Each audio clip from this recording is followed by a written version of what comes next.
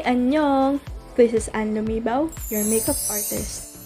So today, voice-over na naman tayo dahil sira na naman ang ating audio. Sana magustuhan ninyo ang glam look na gagawin natin for today using Coverture makeup products.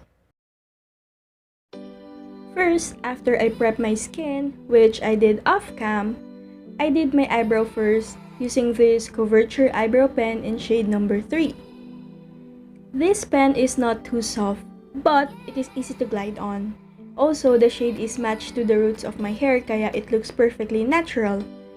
And this one reminds me of the Etude House eyebrow pen. And instead of spoolie in the end, this pen has this little puddle brush na kapag ginamit mo, it creates ombre effect sa brows mo which makes the brows look more natural.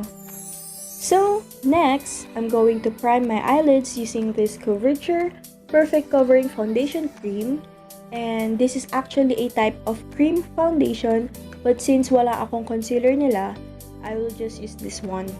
Cream and thick naman yung consistency niya. And then, I'll set it with the loose powder na lang.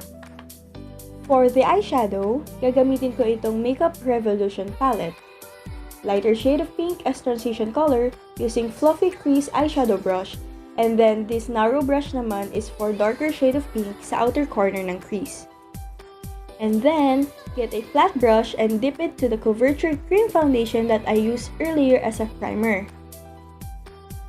The reason for this is to create a cut crease effect. Get another flat brush, spread some water on it para mas kumapit yung shimmer sa brush. Get the middle shade para sa inner corner ng crease. Then yung darkest naman is sa middle part hanggang bandang dulo. Tapos yung lightest shade ng shimmer, ilalagay siya sa gitna ng dalawang shade na nilagay natin kanina. This trick is to create an ombre effect. Ewan ko kung nagigets nyo pero ang gulo ko mag-explain. Sorry na.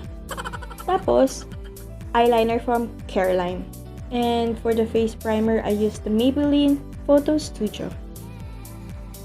Next, for my dark under eyes, I use this orange corrector first bago mag-foundation kasi lalo lang maha-highlight yung discoloration ng skin ko kapag di ko nilagyan ng corrector. And for my base makeup naman, I use this Ultra Coverage Foundation mixed with BB cream ng Coverture. Yes, I mixed them kasi masyadong fair yung shade ng Ultra Foundation. Tapos, too yellow naman yung BB cream. And voila! Perfect combination siya actually. Kasi yung shade niya sa akin is sakto lang. Tapos lightweight pa din yung feeling niya kahit pinag-mix ko silang dalawa. Ayoko kasi ng mabigat na foundation sa face ko kasi sobrang dry ng skin ko, swear. But these two, sobrang lightweight niya. Tapos maganda yung coverage niya sa akin. And then gagamitin ko itong sponge from Coverture din. Sobrang nakakatuwa tong makeup sponge ng Coverture kasi bukod sa malambot siya, ang laki-laki din niya, kaya mabilis i-blend yung foundation. Tapos, less dense siya, kaya mas diffused yung pagkakalagay ng foundation. Eh, di ba ngayon, hindi na masyadong uso yung talagang super full coverage. Mas uso na ngayon yung mga two-way look, ganun, kasi mas natural tingnan.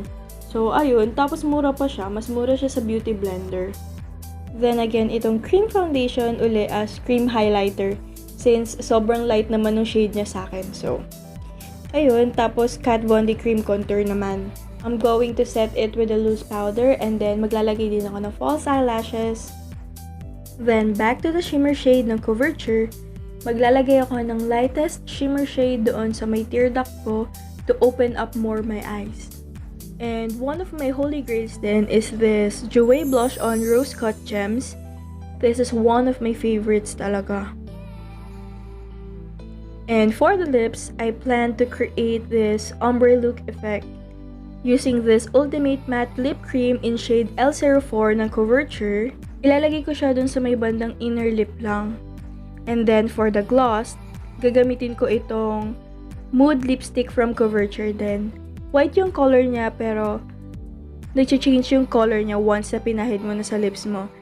Para siyang nag-change, it depends on your mood, parang ganon. Parang it gets darker kapag medyo heat yung katawan mo or yon. Basta siguro pag hina-high blood ka, ganun, baka mag-red. Charot, di ko alam. And tada! There you go! This is the final look. Thank you for watching this video hanggang sa point na to. Sorry kung medyo magulo yung mga pinagsasabi ko, pero sana meron kayong natutunan at na-entertain ko naman kayo, ano? So, ayun. Follow us for more makeup look and then comment down kung ano pa yung mga gusto nyong makita sa vlog na to or kung may look kayo na gustong isuggest or meron kayong product na gusto kong itry. So, comment lang and then subscribe to my YouTube channel.